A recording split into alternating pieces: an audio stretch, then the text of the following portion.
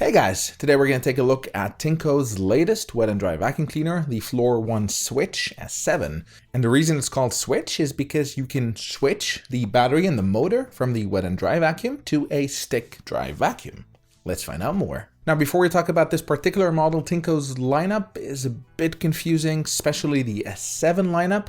So prior to the release of the One Floor Switch S7, they had the S7 Pro model, but also the S7 Combo, which looks exactly like the S7 Switch in the sense that there's the S7 wet and dry vacuum, but the motor and the battery are also removable and you can switch to a stick dry vacuum. So then what's the difference between the S7 Combo and this latest Switch S7? Well, there's a difference and it wasn't easy to find. I actually had to reach out to Tineco to get more clarity because, as I said, their website is a bit confusing and their product lineup is also confusing. So on the one hand, we had the S7 Pro and the S7 Combo, which is essentially the same as the S7, but it also adds that modular design where you can switch it to a stick vacuum. And then on the other hand, they recently released the Floor 1 FlashDry and another model, the Floor 1 Switch S7, which is the model we're going to see today. And the difference between these two groups is the newer models, that's the S7 Switch and the FlashDry. They've added heated drying of the brush roll, and it's actually flash drying because it can dry it in 3 minutes, and we'll test that claim later in the video. They also supposedly have hot water cleaning of the brush as well, whereas the older S7 Pro and the S7 Combo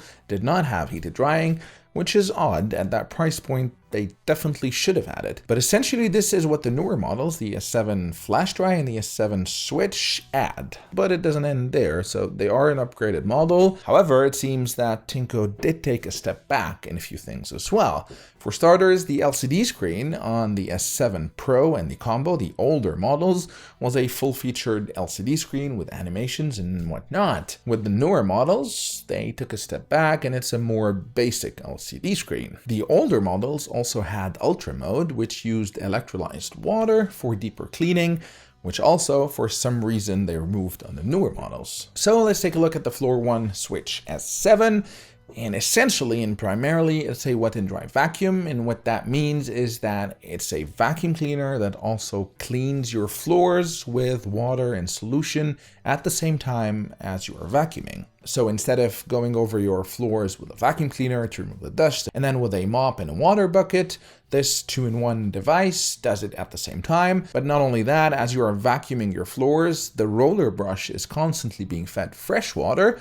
And then there's a separate dirty water tank. So the fresh water and the dirty water never mix, which means you're always cleaning your floors with fresh water versus when you're using a traditional mop and bucket, the mop gets dirty and then you're cleaning your floor with a dirty mop. So with a wet and dry vacuum, you save time. You don't have to vacuum and then mop. You do it at the same time, but also you get better results and it's more hassle-free, it's more convenient, and it's easy. And as I said, this being the Switch model, they've made the motor and the battery switchable. You can easily remove it from the wet and dry vacuum and then just plug it into a stick vacuum and then you get a dry stick vacuum as well. It also comes with an attachment to the base where you can easily store the stick dry vacuum and the accessories that it comes with. And in this case, there's a mini powered brush, which is good for your couches or upholstery, and a 2-in-1 crevice tool, which also has a mini brush.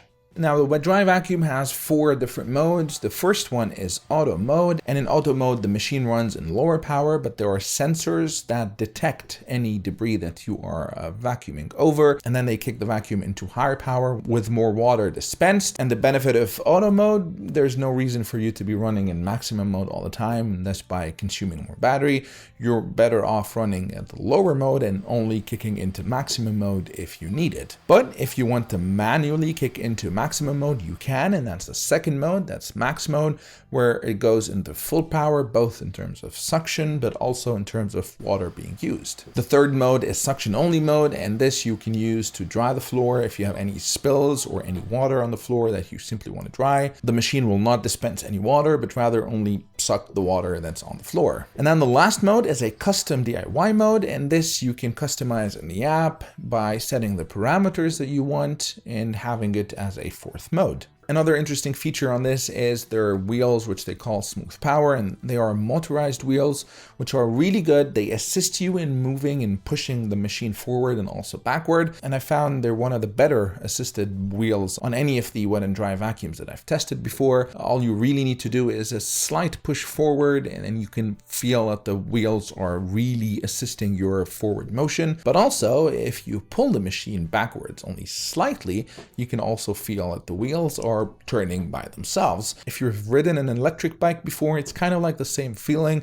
As soon as you start pedaling the bike, you can feel that the wheels are assisting you in just pushing you forward. It's kind of the same thing, and it works really well. I was very happy with how the wheels worked and how they assisted the backward and forward motion of the machine. Having said that, while the wheels do work really well, I did not find that the maneuverability of the machine was that great. It's not bad at all, but I've tested wet and dry vacuums that were a bit easier to maneuver, and the head would pivot a little bit more than it does on the S7. And one thing that does play against the Tineco is its weight. I found it a bit heavy as soon as I started using it.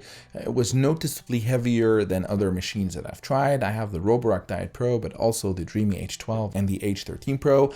And without even weighing the machines, it instantly felt that the Tineco was actually heavier. And that was confirmed when I actually did weigh it. It was around 6.5 or a little over 6.5 kilograms, whereas the Diet Pro, for example, was around 5.5 kilograms. So there's a full kilogram more in weight in the Tineco. Now, I did not feel fatigue per se because of the assisted wheels, and they work real well. But it is less comfortable, especially if you're used to using a lighter machine. In terms of battery life, you can get up to 40 minutes when you're using the wet and dry vacuum, and up to 60 minutes when you're using the stick or the dry vacuum. First up is the coffee stain test. I let the stains dry out over 12 hours, and as you can see, almost from the first pass, it gets most of it out. There are a few stubborn stains where the coffee was a bit thick in the back, as you can see. That needed a few passes, but after a few passes, all of the coffee stains were gone. Next up, the ketchup test also dried out over 12 hours. Now, if you haven't seen a ketchup stain that's dried out, these are really tough to get out. So as you can see, it took a lot of passes, but eventually it got all the ketchup out, and it got quite close to the edge at less than 1 centimeter. After that, I did a milk and cereal test, and as you can see, it had absolutely no issue cleaning up the mess. Even the cereal, which is a bit of big chunks, it had absolutely no issue with that. After that, a bit of honey on the floor. From the first pass, the honey was gone, but just to make sure it is not sticky, I went over it a couple of times, and there was absolutely no stickiness. As you can see, even when I put a paper towel, it's not sticking at all, which was great. Once you're done cleaning, you empty the dirty water tank, and as you can see, the solids and the liquid are separated. This over here catches all the solid debris, which you can throw in the garbage can, and then you can empty the liquid in your sink or in your toilet. Now, this is what the brush looked like after all that cleaning, and as you can see, it's a bit stained with the red from the ketchup. Let's get the brush cleaned. All you have to do is place the machine on the charging base and press the self-cleaning button. The brush is going to be soaked with water, and the cleaning process is going to start, flushing the internal system of the machine as well. The process lasts for about 2 minutes, during which the brush rotates in both directions for more efficient cleaning. After the cleaning cycle was done, this is what the brush looked like. It did a pretty good job at cleaning the brush. And now look at the dirty water tank, which I emptied before the cleaning cycle. All this water was actually extracted from the brush. Now, as I said in the intro, the machine is supposed to clean the brush with hot water. Hot as in 60-70 degree hot water. And this is one of the advertised features and benefits of this machine, is that the hot water actually helps clean the brush, dissolve grime and dirt and whatnot. Now, in my tests, I did not feel there was any sort of hot water that was being used to clean the brush. I reached out to Tineco, and the responses that I got were less than convincing. Now, my conclusion after exchanging with that agent and them changing the narrative a few times is that there's no heated water per se, but what happens in the cleaning function, the machine is also blowing hot air as the water passes through and cleans. So that's not exactly hot water, and it's different than actually hot water cleaning. While the temperature of that blowing air is hot, blowing hot air on the brush as it is being cleaned with water is not the same as using hot water to clean. Now, I'm not going to argue the merits of hot water cleaning and if it's actually effective or not, but what I am going to say is this feels like yet another misrepresented feature. I've seen this on the Roborock Diet Pro, which advertised hot air drying, and in my tests, it turned out that it was not hot air drying, so that was misleading. The Dreamy H13 Pro, which I reviewed last week or the week before, also advertised hot water cleaning, but also my test showed there was absolutely no water. And now, unfortunately, with the Tineco as well, it doesn't seem that there is any hot water, which is quite disappointing. More so because these companies appear to be normalizing lying about their features and kind of getting away with it. And that doesn't sit quite right with me. Now, after that cleaning session, which lasts a little less than 7 minutes, which again is comprised of 2 minutes of actual cleaning and then 5 minutes of drying, the brush was about 80 to 85% dry. So it was still damp for sure and not entirely dry. And here's where the interesting part of that 3-minute flash dry comes in. So Tineco says, if after this cleaning session you feel that the brush is not yet dry, you can run the flash dry session for 3 minutes. And that I did, and it actually dried the brush completely. But again, back to kind of being misleading, it's not exactly 3 minutes of flash drying that is drying the brush. You kind of had 5 minutes of that in the cleaning session prior to that. And then on top of that, there's that 3-minute flash dry, which brings the total drying time to 8 minutes and not 3 minutes. And yes, after 8 minutes, the brush is completely dry. But again, it's not entirely true that it's a 3-minute drying session, but rather an 8-minute drying session. But at least after 8 minutes, the brush is completely dry, and I'm actually very happy with that, because 8 minutes is not a lot of time, and the least I've seen with others is 30 minutes with the H13 Pro from Dreamy.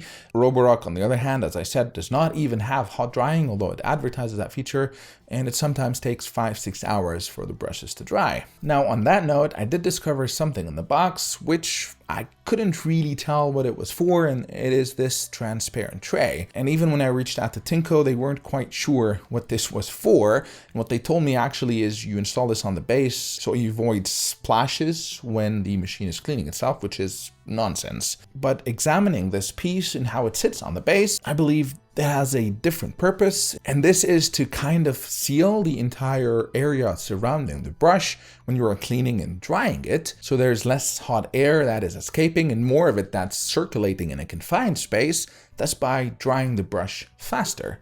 And it actually works. So I ran the self-cleaning function, which again includes 5 minutes of heated drying, and after that, with this installed, the brush was almost entirely dry, and I'd say about 95% dry versus about only 80 to 85% dry without this tray. And it makes sense. If you look at the machine without the tray, there's a lot of gaps and open spaces where the hot air is escaping. Whereas with the tray installed, there's a lot of rubber or silicone around the entire brush that kind of seals everything in.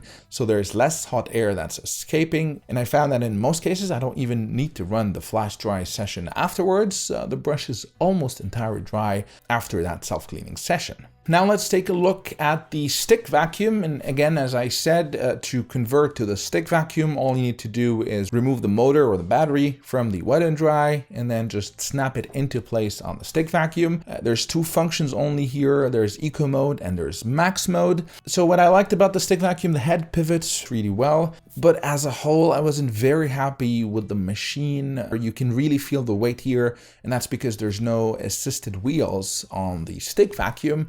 And it's quite heavy.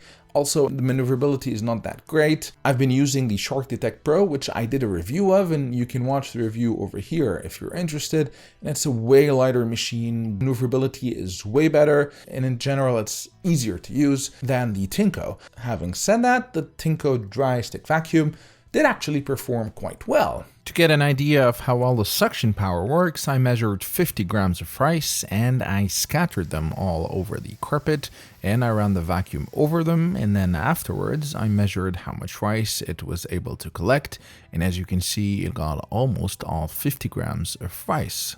One of the main selling points of this stick vacuum is that it has a zero tangle brush, which means hair is not supposed to tangle on the brush. Of course, I put this to the test and I put a few strands of hair, and as you can see, none of them tangle on the brush. So I put more hair and also none were tangled on the brush.